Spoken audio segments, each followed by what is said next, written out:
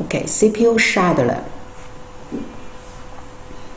Whenever the CPU becomes idle, the operating system must select one of the processes in the ready queue to be executed. The selection process is carried out by the short-term scheduler. We already learned it last chapter. Or CPU scheduler. The scheduler selects a process from the processes in memory that are ready to execute and allocates the CPU to that process. Note that the ready queue is not necessarily a first in or first out queue. As we shall see when we consider the various scheduling algorithms, a ready queue can be implemented as a FIFO queue, a priority queue, a tree, a simply an unordered linked list.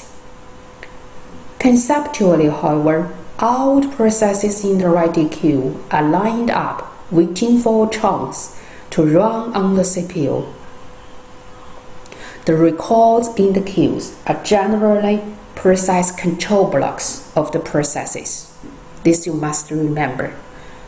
In the ready queue or any other waiting queue, all kinds of waiting queues, that in the queue is the process control block of the processes. Preemptive scheduling. CPU scheduling decisions may take place under the following four circumstances. First, when a process switches from the running state to the waiting state. For example, as the result of an I/O request or an invocation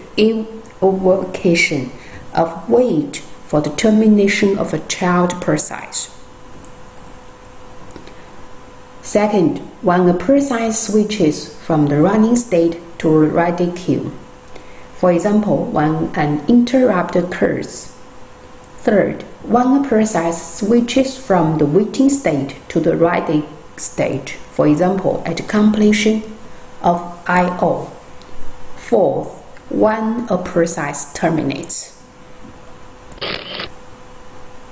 So, for situations 1 and 4, there is no choice in terms of scheduling. A new process must be selected for execution. There is a choice, however, for situations 2 and 3. When scheduling takes place only under circumstances 1 and 4, we say that the scheduling scheme is non-preemptive or cooperative. Otherwise, it is preemptive.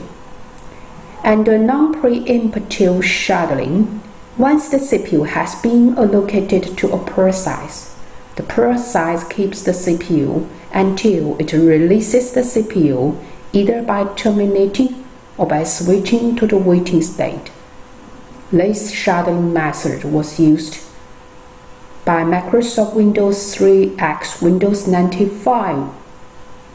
But Windows 95 introduced preemptive scheduling.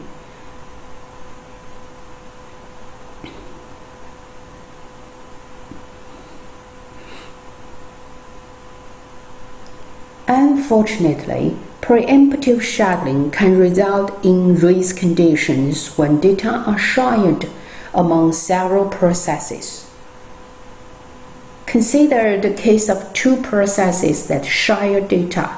Where one process is updating the data, it is preempted so that the second process can run. The second process then tries to read the data, which are in an inconsistent state. This issue we will explore in next chapter.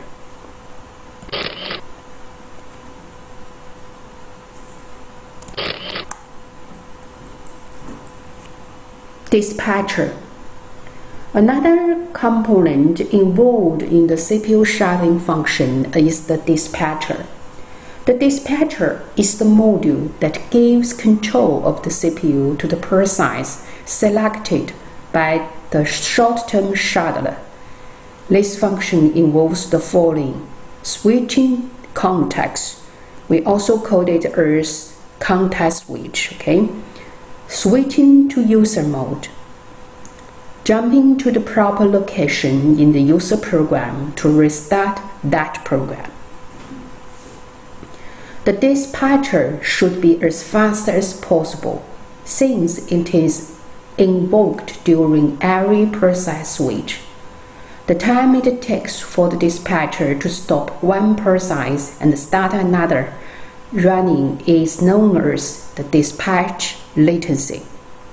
Of course, as for this latency, the shorter the best, because from the application user's view, it is overhead.